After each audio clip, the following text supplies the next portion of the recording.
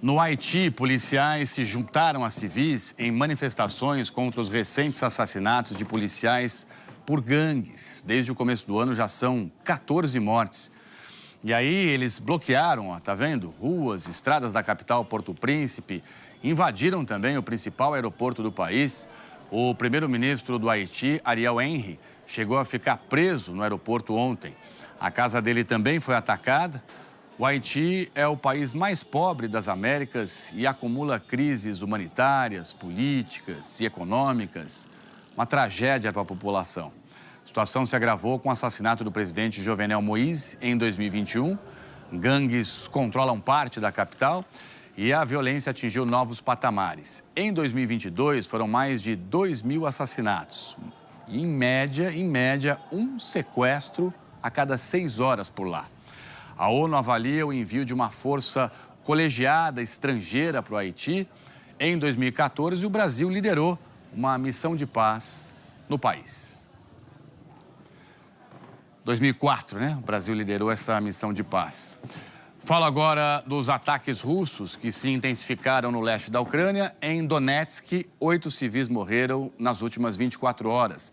E essa ofensiva aumentou depois do anúncio do envio de tanques dos Estados Unidos e da Europa para a Ucrânia. Vamos ao vivo com o correspondente Ismar Madeira, que está nos Estados Unidos e traz para a gente os detalhes, portanto, do conflito. Atualiza aqui. Ismar, bem-vindo e boa tarde. Obrigado, Trali. Boa tarde para você e para todo mundo. Hoje, o Ministério da Defesa da Rússia admitiu que o país fez ataques maciços contra a infraestrutura de energia da Ucrânia.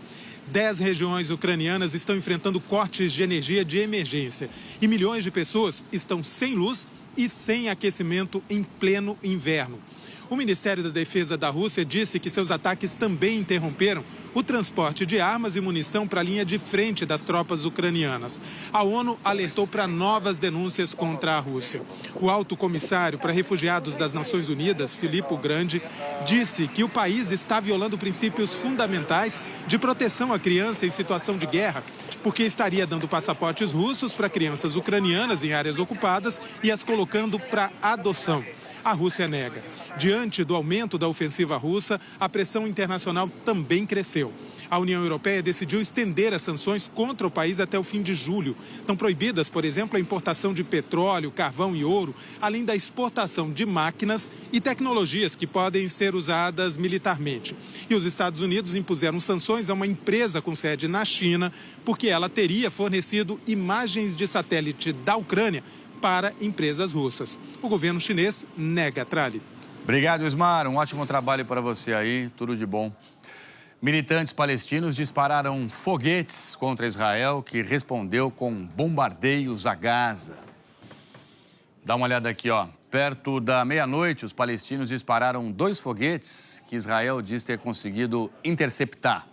E aí, em seguida, Israel revidou com esse ataque à faixa de Gaza, que você vê nas imagens divulgadas pelas próprias Forças Armadas israelenses.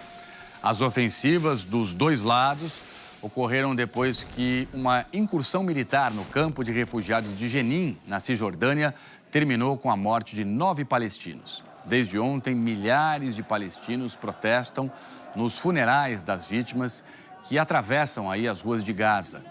De acordo com as autoridades palestinas, os agentes de Israel mataram 7 atiradores e 2 civis. O número de vítimas da operação em Jenin é o maior num único dia em quase 20 anos. Hoje é o Dia Internacional em Memória das Vítimas do Holocausto. Vários países protestaram, homenagens aos 6 milhões de judeus vítimas do genocídio. Uma sobrevivente do Holocausto, de 80 anos, falou ao parlamento alemão.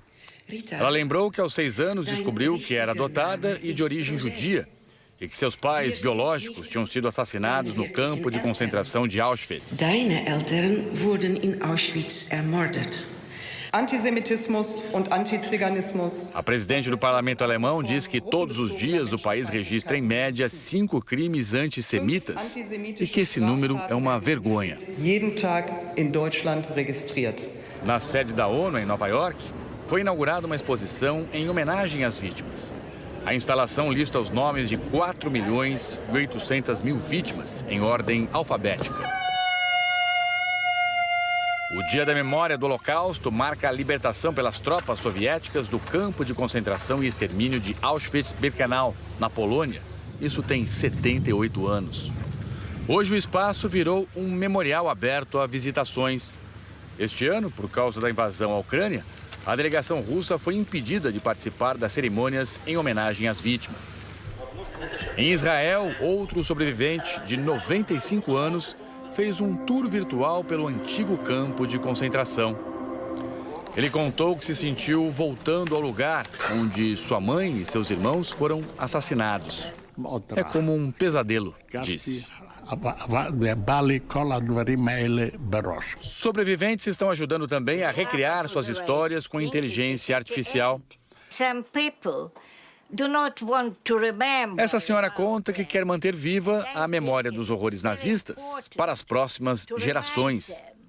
Acho muito importante lembrar e registrar, porque tudo pode se repetir na vida.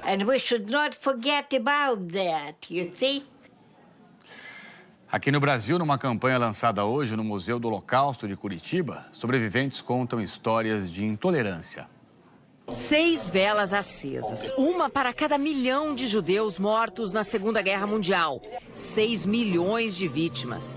O Dia Internacional da Lembrança do Holocausto é celebrado em todo o mundo no dia 27 de janeiro. Essa foi a data escolhida pela Unesco para o lançamento da campanha Contar para Viver, que mostra sobreviventes da intolerância de 80 anos atrás, narrando violências recentes sofridas por outras pessoas. De repente se aproxima uma pessoa de mim com um cachorro e começou a me bater com socos e cacetetes. Uma pessoa que não tolerava ninguém que seja diferente. Seu Gabriel Waldman, 84 anos, tem a própria história de sobrevivência ao Holocausto, mas relata o que aconteceu no ano passado. A história que estou contando agora não é minha história. É do Neno, com quem isso aconteceu em Curitiba. Me identifiquei com ele. O filme mostra que vítimas do Holocausto e da violência racial sofrem com a intolerância. Odivaldo da Silva, o Neno, de 55 anos, voltava do trabalho para casa quando sofreu o ataque racista. Sobrevivi a essa situação, que as pessoas ouçam e vejam que isso é um absurdo, né? Acontecer ainda hoje em dia. A campanha foi lançada no Museu do Holocausto em Curitiba, que reúne educação, memória e pesquisa sobre o terror da perseguição aos judeus pelos nazistas. Um local sob medida para mostrar que a sociedade tem banalizado comportamentos de segregação que 80 anos atrás culminaram no extermínio de milhões de pessoas. É dever de todos nós evitar que a história se repita e também estimular o respeito à diversidade, o respeito à riqueza da diversidade tão importante num país como o Brasil. Os depoimentos podem ser compartilhados nas redes sociais para que casos de intolerância não se repitam. Para participar, as pessoas entram no site www.contarparaviver.com.br e lá elas vão encontrar vídeos bacanas, modernos, justamente para essa nova geração mais jovem também conhecer essas histórias, tanto das histórias dos sobreviventes do Holocausto, quanto das vítimas de crimes de ódio de hoje em dia. Seu Joshua, 89 anos, relatou um espancamento por homofobia. Multidão de gente em volta de mim não levantou um dedo para me defender. A gente escolhe viver de forma genuína. Perfeito. A memória precisa ser contada e recontada, disseminada, para que não aconteça o que aconteceu com o seu Joshua e que não aconteça o que acontece hoje em dia com as pessoas nunca mais que são minorizadas por alguma questão. Lembrar, recordar sempre, esquecer jamais. Thiago Scheuer.